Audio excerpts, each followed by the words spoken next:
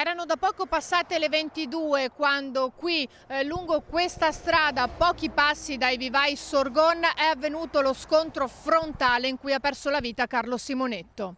Una strada maledetta, come la definiscono molti residenti delle abitazioni circostanti, quella in cui domenica sera è avvenuto lo scontro in via Caposile a Musile di Piave.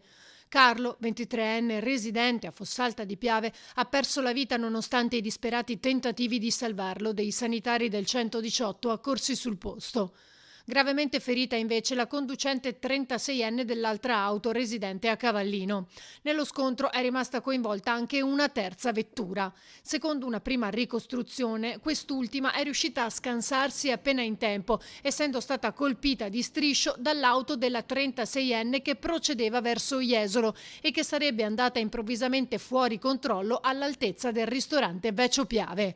L'auto che seguiva invece, quella guidata da Carlo Simonetto, si è scontrata frontalmente.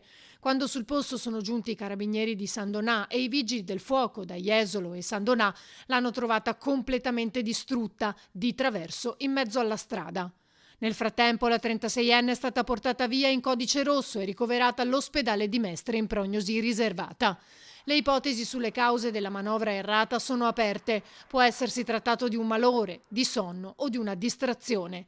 I carabinieri hanno eseguito i rilievi e ascoltato la testimonianza del ragazzo alla guida della prima auto, anche lui 23enne di Fossalta, che sotto shock è riuscito a chiamare i soccorsi. Come atto dovuto è stato aperto un fascicolo per omicidio stradale. I 3 veicoli sono stati sequestrati e le persone coinvolte sottoposte agli esami tossicologici e dell'etilometro. Le indagini proseguono.